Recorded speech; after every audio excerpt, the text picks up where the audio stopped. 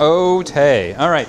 So, ladies and gentlemen, so now we're going to get down to the nuts and bolts of chemistry by talking about atomic and nuclear theory, which is cool. So this is the beginning of A is for atom. We split our discussion about the atom into 4 pieces, atomic, and then molar mass, and electrons, and a couple other things. But before we move any further, are there any questions before we jump right in here? It's a good question. We'll get to that. Okay. So, yes? What is B for? What is B for? We're not there yet. Oh, B will be the bonding. Bonding, yeah. So yeah, we'll get to bonding in November. And then C is chemical reactions, D is difference in energy, and E is equilibrium. A, B, C, D. It's as easy as A, B, C, D, E.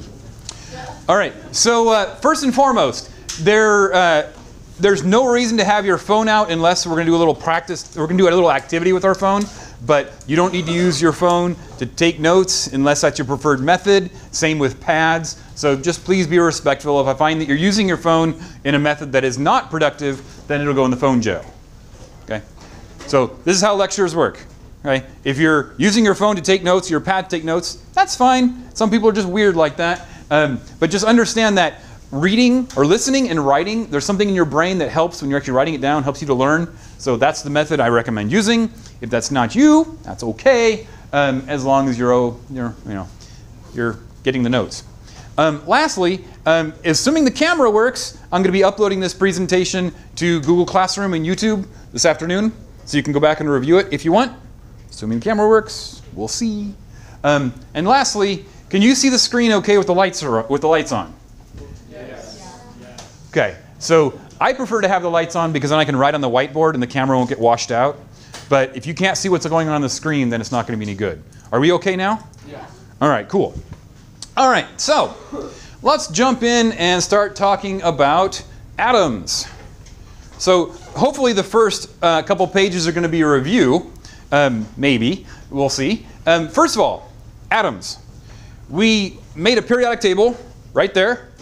And it's covered in atoms, 118 of them. Only 90 of those are naturally occurring. Okay? So atoms are the simplest building block of matter. Okay? There's 118 of them, 90 of them are naturally occurring. And 5 of them are common to all living things, which is kind of fun. Carbon, hydrogen, oxygen, nitrogen, and phosphorus are common to all living things because all living things need this special molecule to exist. And that's the 5 things that are found in that special molecule. Oh, that's not bad at all. I can see way back here.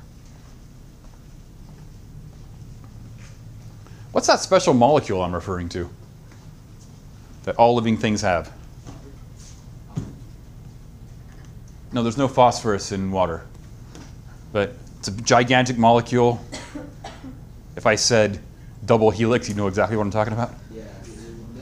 DNA, yeah. So all living things have to have it. Those are the basic building blocks that make it. So anyway. Now elements can be different than atoms. Elements are the practical things that we actually use. In most cases, an element and an atom are the same thing. An element is made of an atom. But not all cases. There's some special things that we're going to refer to here in a second as diatomic. So once again, 118 atoms, 118 elements. 90 of those are naturally occurring. All other are artificial. Some we only make for tiny, tiny, tiny fractions of a second, just so long enough that we could say, I made it. Okay. Some exist for maybe a minute or two. Some just exist fast enough. They disappear before a computer can even look at them. Like, I think I made it. Evidence says I made it. So technetium and promethium are the light artificial elements, and then everything after uranium is artificial. So technetium and promethium are artificial, and then everything after uranium is artificial. As far as we know, our technology tells us that uranium is the heaviest atom in our galaxy, as far as we know. So everything after uranium has to be made artificially. So neptunium and all thorium and all those, or plutonium, americium, all those are all artificial. if you want some uranium, all you have to do is go outside and get a shovel and dig. There's lots of uranium in the ground in Nevada. It's everywhere. Dig, dig, dig. Now, these are important. There are 7 atoms that never exist alone. They're called the diatomic molecules. What does di mean? 2. Okay. So the diatomic molecules, meaning they always exist if they're going to be just oxygen paired with itself. So oxygen will never be by itself. It'll always be in a compound or bound to something. And if it can't find anything else to bind to, it'll bind to another oxygen atom. Same with nitrogen. If nitrogen can't find anything else to bind to, it'll bind to itself. There's a fun little mnemonic to help us remember the 7 diatomics, and it is Brinkelhoff. Brinkelhoff. Fun to say, and easy to remember what the diatomics are. Bromine, iodine, nitrogen, chlorine, hydrogen, oxygen, fluorine. Brinkelhoff. If you're in the front row, it's posted right there. Brinkelhoff. If you're in the back row, you might consider moving to the front row, or remembering there's Brinkelhoff. Now, why is this important? This is important because when we are balancing chemical reactions, you're going to be writing down the chemical reaction, and you're going to get to the end of the reaction, you're going to write F. Then you'd be like, oh, wait a minute, F can't be by itself because F is diatomic. It must be F2. Same thing, be like, there's the fluorine, the chlorine, the oxygen, and Cl. Wait a minute, Cl can't be by itself. Chlorine is diatomic. It must be Cl2. It's one of those things to remember. Again, if you're a visual person, then the Brinkelhoffs are hydrogen up in the corner. Hey, hydrogen, how you doing? And then the Nofkulbri. Nitrogen, oxygen, fluorine, chlorine, bromine, iodine. This little L right here. You can see my really faint laser right there. Yeah. Nitrogen, oxygen, fluorine, chlorine, bromine, iodine, and then hydrogen up here. I'll get my green laser out next time if you promise not to steal it. I promise I will not. Thank you. 1 down, 34 to go. I promise. Okay, cool. So yeah, I'll get my green laser next time so I can point at the element with the green laser. Okay, so those are the elements. Now, we actually use very, very few elements. If you're going to fashion a sword, you might use iron. Okay? If you're going to make a wire, you might use copper. But most of the time, we don't use elements, we use compounds. Compounds are things that are made of 2 or more elements. And there are a lot of them. Next week, homework assignment, write down every compound. Are you serious? Absolutely not. No, there's millions. It's like, write down every person. Write down every person. So now a compound is going to be made of 2 or more elements. So it could be really simple, like sodium chloride. This is the table salt that you put on your French fries. Sodium and chlorine. 1 sodium, 1 chlorine. Boop. Yum, yum, yum. Or it may be something really huge and exotic. Like the medicine that your grandma uses for her aches and pains has thousands of atoms in it. It's still a molecule, but it's gigantic. It's enormous. It's specially designed to go after certain nerves. There's money in it, by the way. If you want to make money in chemistry, drugs are the way to go. Do drugs, kids. Do drugs. Yeah, there's a lot of money in it. Especially with Trump on the throne, those pharmaceuticals are making hands over fist. Just make sure you take care of yourself. Cosmetics are a really good way to make money too. If you want to make someone look better or feel better, that's where the money is. Yeah, you can make millions coming up with cosmetics. Okay, so the important thing about compounds, ladies and gentlemen, is compounds tend to not have the same properties as the elements that make them up. For instance, hydrogen and oxygen are both gases at room temperature. But what is water at room temperature? A liquid. It's a liquid, it's water. And what's even really cool is sodium Sodium reacts violently in water. Yeah, we'll actually do that later on, like December, maybe November. Chlorine is a nasty, nasty gas that is caustic, cough, cough, cough, or when you put it in water, makes the water acidic. So these are two things that don't happen, that don't act very well in water. But when you put them together, you can dissolve it in water, stir it around, salt water, then put it in the ocean. You're like, oh, salt water. So yeah, so sodium and chlorine, two nasty, nasty things. You put them together and then you just put them on your potatoes. And Fe2O3, iron, oxygen, iron oxide together is that crappy brown stuff that sits on metal. It's not useful for anything. Rust, yeah. Okay, so hopefully this is a review. The parts of the atom, hopefully it's a review. There are three basic chunks of the atom, and we call them subatomic particles. Subatomic, meaning smaller than atoms. The protons and the neutrons we call nucleons. Oh, there's the red. So hopefully this is a review. A proton has a charge of 1 and a mass of 1. A neutron has a charge of 0 and a mass of 1. And an electron has a charge of -1 and a mass of 0. Sort of. I'll tell you what I mean by that in a little bit.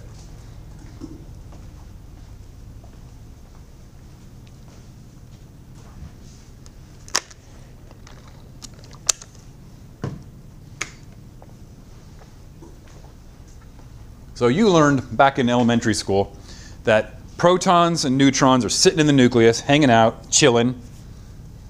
And then we're going to find out they're not really chilling at all. And then around the nucleus goes the electrons, zooming around. Maybe they're moving in circles. Maybe they're moving in like ovals. But they're moving around. Now here's the first sort of. By the way, these models for atoms don't look anything like this. Yeah, these are just like the diagrams of the Earth and the Moon in your textbook don't look anything like what's actually the Earth and the Moon. If you want to know the actual scale of an atom, this is what you do. You go out to the football field and you take a basketball. Okay? Take a basketball and you set it right in the middle of the 50-yard line. Boop. That's the nucleus. Then you take a golf ball and you walk out to where and drop the golf ball, representing the first electron. Where do you think you should drop it? If the nucleus is on the 50-yard line, where should you drop your first electron? 25? 0, the goal line? Anywhere? Just anywhere, because it could be anywhere. Yeah, the goal line's a pretty good place to put it. So if the nucleus is a basketball sitting on the 50-yard line, the first electron's at the goal line, or the goal post, depending on how much electro attraction there is. So yeah, there's a lot of space. There's a lot of space in the nucleus. But we'll talk more about that later. Now here's the other thing that I want to talk about. The electron has a charge of -1. Easy. But electron's mass is not 0. It's rounded down to 0. It's so small, we round it down to 0. It isn't massless. Similarly, the proton weighs a little bit less than the neutron. I'll show you what I mean.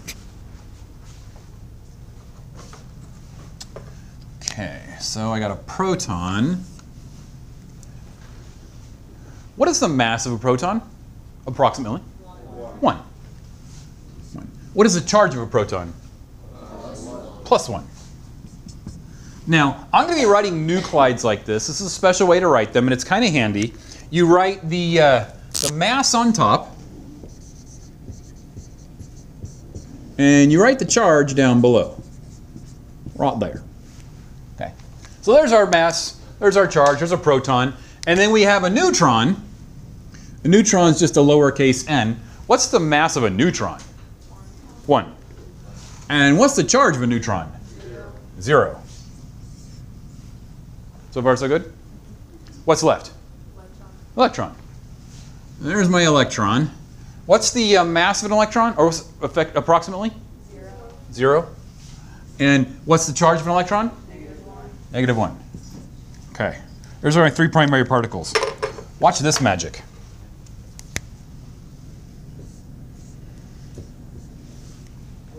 Whoa, what did he do? Well, he told you that in rough estimate, a proton and an electron come together to form a neutron. Or a neutron can be thought of as composed of a proton and an electron. So mass of 1 plus 0 equals 1. Charge of +1 plus -1 equals 0. Now, in reality, the mass of the proton is more like 0.995. And the mass of the electron is more like 0.005. So the mass of the electron is not massless. It's something, but it's tiny. So we usually just round it down to 0. And the mass of the proton is not the same as the mass of a neutron, but we just round it up to 1. But in reality, it's more like that. Now, this is an important relationship, that the insides of a proton, neutron, and electron can be rearranged so they can swap with each other. A neutron can become a proton and an electron. A proton and an electron can come together to form a neutron. And that has to do with something we call currently quarks. Anyone ever heard the word quark? Not in reference to Star Trek Deep Space Nine? Okay. Cool? Yeah. So in a normal neutral unreacted atom, the number of electrons equals the number of protons. In a neutral thing, the number of positives equals the number of negatives when it's neutral. When it's not, we call it an ion.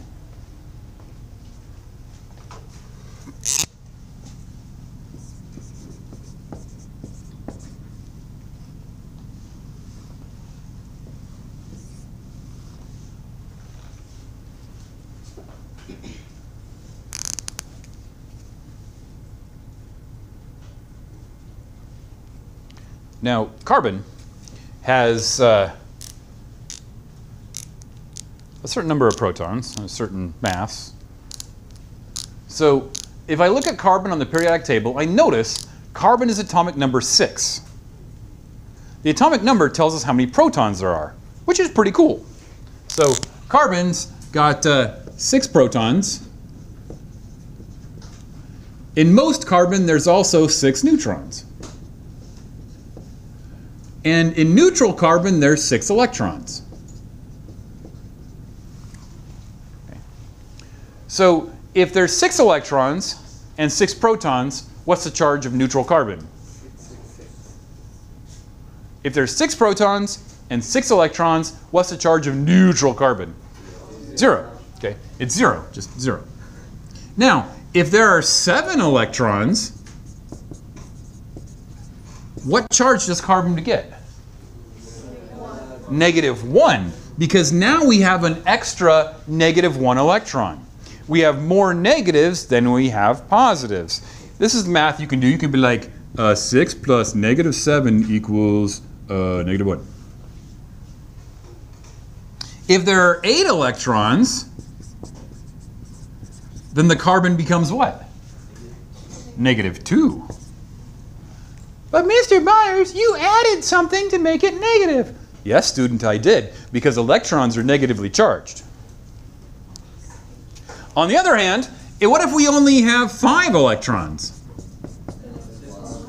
Yeah, the carbon will be +1. Those are ions. Make sense? Now, isotopes are a little bit different. With an isotope, you have different numbers of neutrons.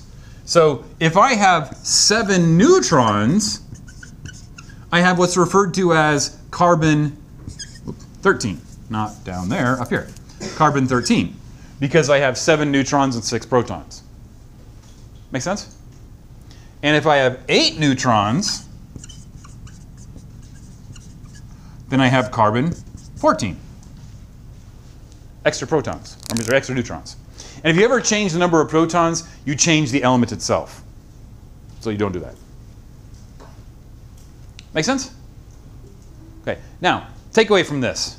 Ions, different numbers of electrons. Isotopes, different numbers of neutrons. And their number of protons always matches the atomic number on the periodic table. So if I asked you, how many protons does ruthenium have? What would you say? Right in the middle. 44. Just like, boom, right in the middle. Okay. And then if you came to me, Mr. Byers, my mom said I'd get $5 if you told me the atomic number of 10. Be like, well, it's 50. That means how many protons do you have? And you would respond with 50. Okay, moving on. Oh, video. So as far as our technology will tell us, protons and neutrons are not solid chunks. They're made of bits. Okay? And there's a whole bunch of bits. And a whole bunch of those bits arrange themselves into combinations of things to make a whole bunch of particles. So Hank Green wrote a song about quarks. Quarks are currently the name of the thing that makes up the bits, as far as we can tell. Our current level of technology tells us that there are bits that make up thirds of things. Like you need 3/3 to make up a thing. So we call them quarks. And they have crazy names.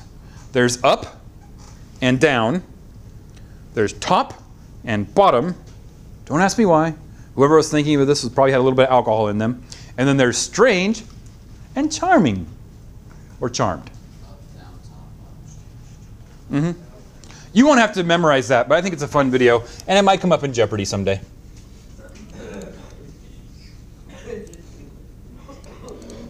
So here's the fun video. I apologize if it's loud at the beginning, or not. I can already hear the music building up beneath me, so I should probably just stop talking. This song is about quarks. I wrote it. It's called Strange John.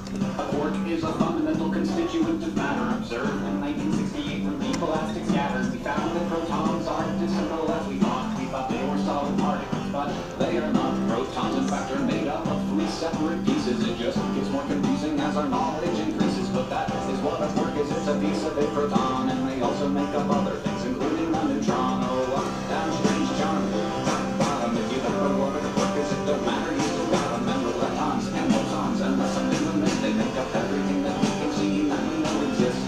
Things made up of quarks, including protons and neutrons, are composite particles that physicists call hadrons. Many types of hadrons are theoretically described, but most exist for only very brief amounts of time. Quarks have electric charge, color, charge, mass, and spin, and having color charge exists solely inside of other kinds of particles and cannot exist alone, which is why quarks have never been studied on their own. Up, down, strange, charm, top, bottom. If you don't know what a quark is, it don't matter. You still got them, and electrons and bosons, and unless something we miss, they make up everything that we can see and that we know exists. Quarks can join together in 2 different ways. Baryons and mesons, but most instantly decay. If a particle has 3 quarks, then it's a baryon. If there's 1 quark and an anti-quark, then it is a meson. These tiny bits of matter are part of almost everything, and there is no unified theory to make it less confusing. But the fact that we've identified that they exist at all is so goddamn remarkable that I just sit in awe. Oh, up, down, strange, charm, top, bottom. If you don't know what a quark is, it don't matter. You still got them, and electrons and bosons, and that's something that they make up everything that we can see and that we know exists. I like that song. That's a good song. I hope that you all enjoyed it too, and you can listen to it anytime by going to dft.ba/quarks. And that's possible because my friend Sam and my friend Alan worked their butts off to create dft.ba, a URL shortening service that reminds you and all the people that you tweet to not forget to be awesome. So yes, you can have your own dft.ba URL right now. All you have to do is go to dft.ba. It's very exciting. It's just... Okay, so it's very exciting. Yes, that was Hank Green like 4 or 5 years ago. Okay, now let's talk about nuclear. Before we talk about nuclear radioactivity, we need to get something straight.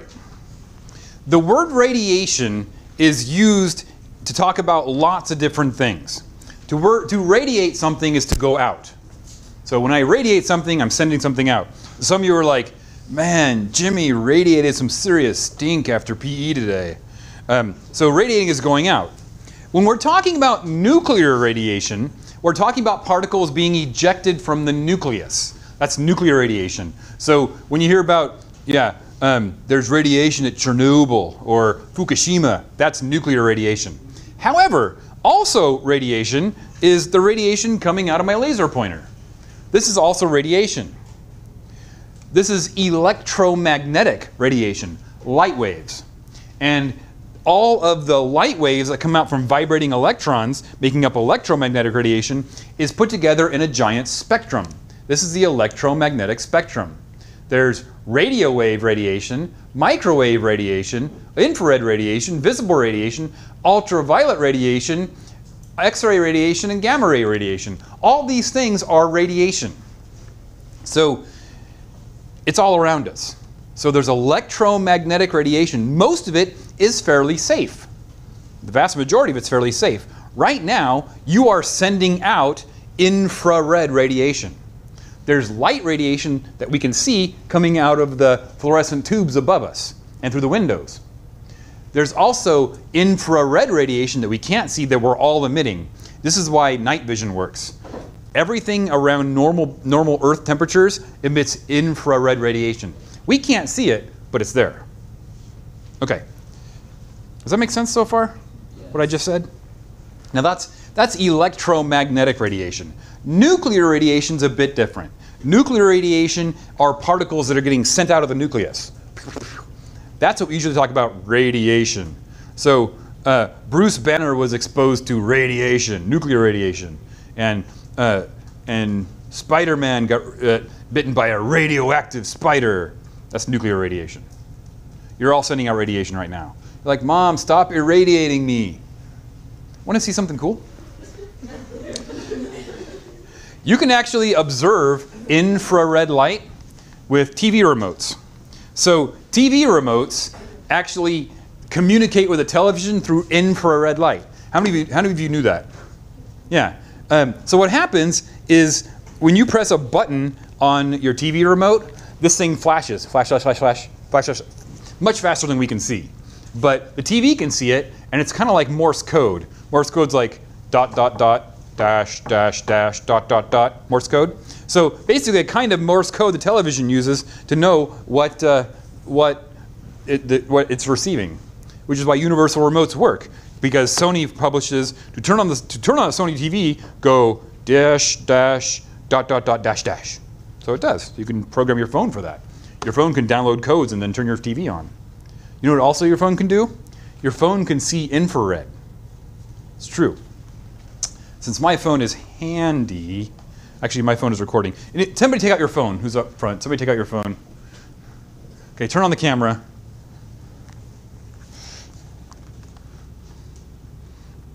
And then look at this.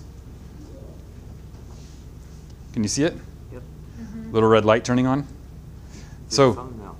With the phone, yeah. So you can't see it in your eye, but your phone can see it because your phone has a sensor that can pick up infrared light. Not very well, but can pick up a little bit. So you can try this at home. You can get yourself your TV remote and then take your phone and aim at it, and you're like, hey. Nice. Yeah. Unless you have a computer, you can't decode it fast enough to figure out what the blips are, what the blip code is, but your phone can. And you can also download them too. Your universal remote does that. Use your phone to control your television, like aim at it. That's what it's doing. It's basically picking up the saying this. Now here's the cool thing. Because you are at normal body temperature, your normal Earth temperature, you all emit infrared light. Your toaster emits infrared light.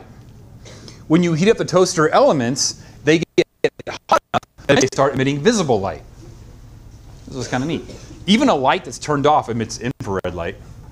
Kind of neat. If you want to learn more, take physics. We talk all about light in physics. But that's my little electromagnetic radiation bit. Okay, so nuclear radiation. There are 4 basic particles we're going to learn about. 4 basic types of radiation. The first one is called alpha radiation, and it's slow. But before we do, we need to learn the lingo. A nuclide is the nucleus of an isotope composed of neutrons and protons. And once again, we write whatever the nucleus is, and then whatever the particle is, put mass in the upper left and charge in the lower right, or lower left.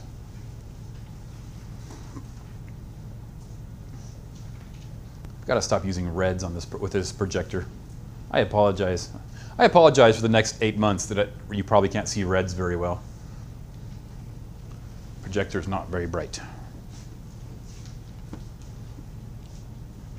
So this is an alpha particle.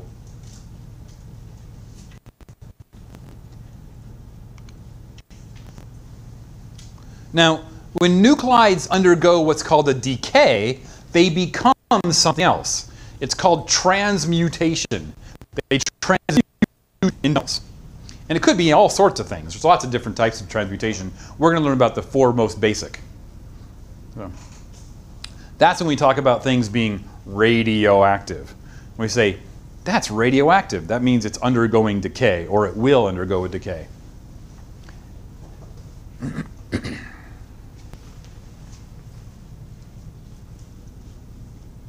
Now, half-life is the time it takes for half of something to happen. Half-life is used in all sorts of places, but it's classically most commonly used with radiation.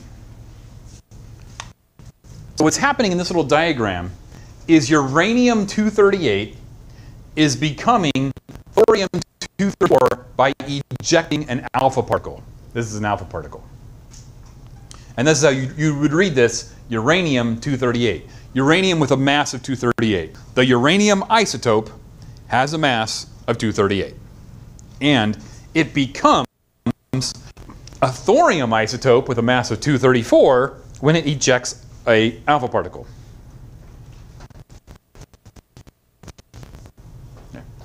So if you had 100 grams of uranium, the half-life is the time it would take to reduce that to 50 grams of uranium.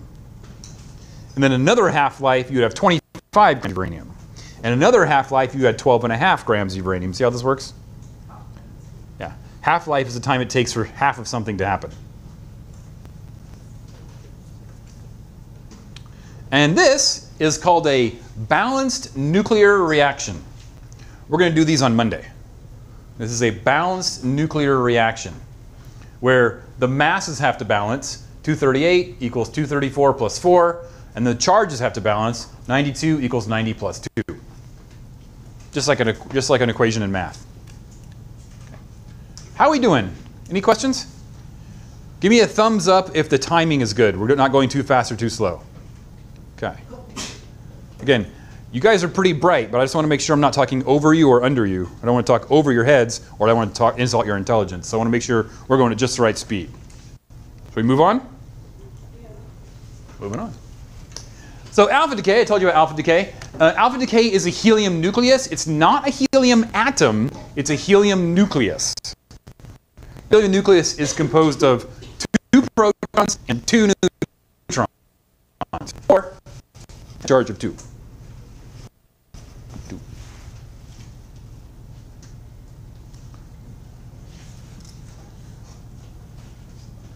Okay, alpha particles are pretty cool. You're getting blasted with them all the time. Tons of them, just pow, pow, pow, pow. If you lean up against the wall, you have even more of them hitting you. Pow, pow, pow. Alpha particles are everywhere. The good news is it's very easy to block them. So here's some properties of alpha particles. They move very slowly, and they're big. They're very easy to block.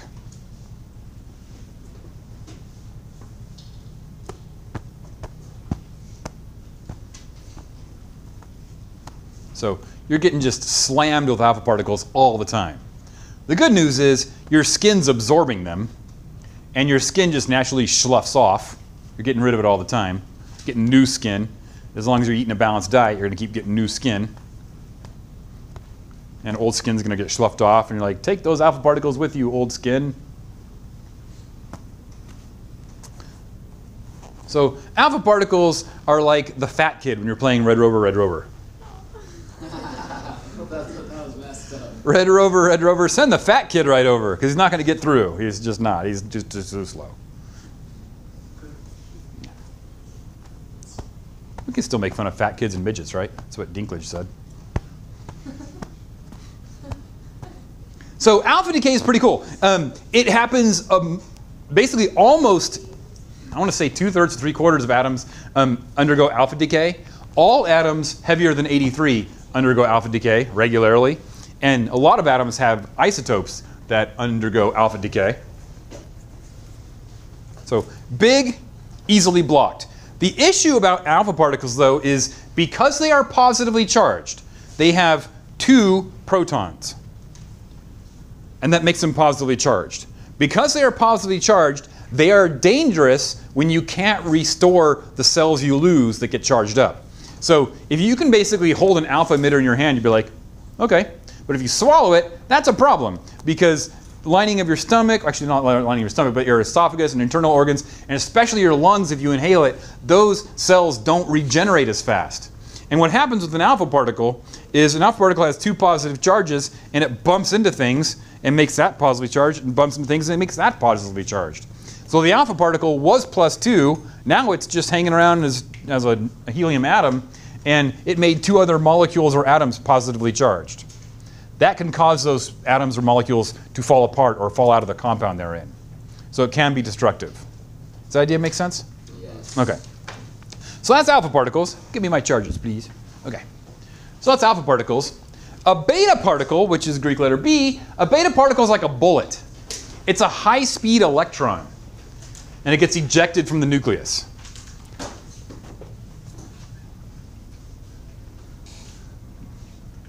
So the beta particle is the really short soccer player that's like really, really wiry and just like blast right through things.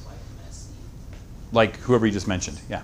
So Red Rover, send that person over last because she's going to break right through. Okay. So beta particles are like bullets. They move very fast and they're very small, so they're good at getting through stuff. You cannot block beta particles with your skin. Your bones can catch them, but your skin won't. So I just told you a beta particle is an electron getting ejected from the nucleus.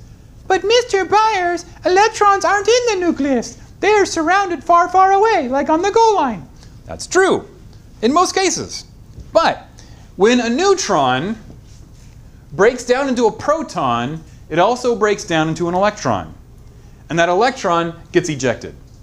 So in the beta particle or the beta decay process, a neutron becomes a proton and an electron, and the electron gets ejected. Does that make sense? Yeah. So a neutron, okay, so what happens is the parts of a proton and the parts of an electron become a neutron. And a neutron can break down into the parts of a proton and the parts of an electron. This equation works pretty well. So in beta decay, a neutron says, I want to be a proton. So the neutron becomes a proton and an electron. The reaction works this way. The proton stays put, the electron gets ejected. So the neutron becomes a proton, and the spare change, the electron, gets ejected. Now here's the important thing. What is the mass of a proton? 1. What's the mass of a neutron? 1. So does the mass change? 131, 131. Does the mass change in a beta process? No. However, look at the charge. What's the charge of a neutron? What's the charge of a proton?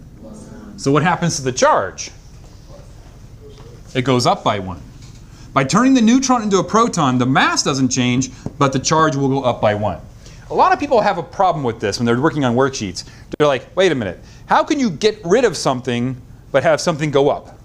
Well, the thing you're getting rid of is negative. Okay, give me a thumbs up if that makes sense to you now. Okay, we're getting there? All right. We'll practice this more next week. Properties of beta particles, they move fast, they're penetrating, pew, pew, pew. Okay. And they can be blocked with concrete or metal, just like bullets. Okay. Your skin's not going to block the bullet. When the bullet hits your rib cage, it'll stop. Seem like a beta particle.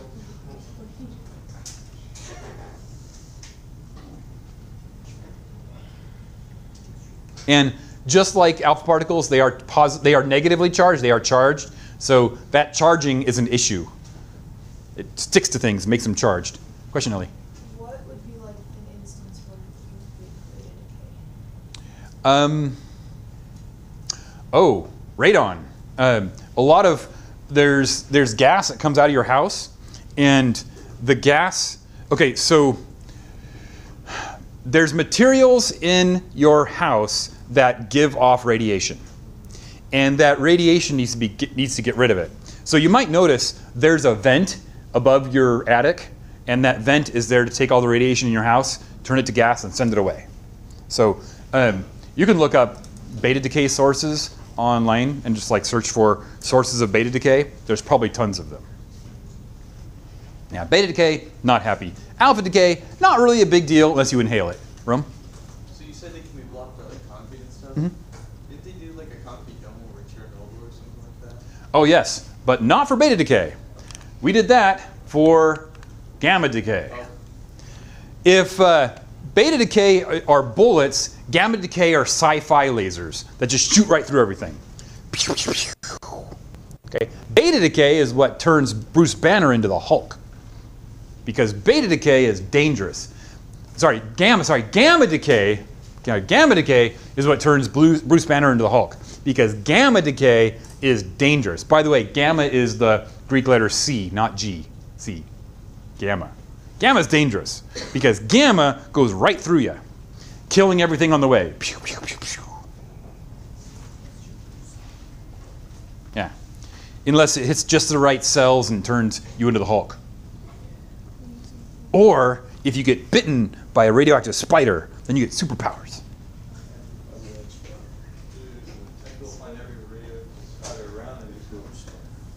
There's a lot of radiation in Nevada's soil, so I'm sure if you find a spider in Nevada's soil and let it bite you, eventually you're going to get superpowers. Just go out into the desert, dig a deep hole till there's lots of radiation in the dirt, and then get some spiders down there and just let them bite you. Okay, so with the remaining 2 minutes we have, gamma radiation is not included in nuclear reactions because it's spare parts. It's the spare change of things. So you don't include them in nuclear reactions. And I apologize, my animation's not working. That's worked at home. Anyway. And you need to use several feet of lead or concrete in lead. Lead and concrete. That's usually what they do when they build the sarcophagus around Chernobyl or around Fukushima. They basically put a bunch of lead from all sorts of places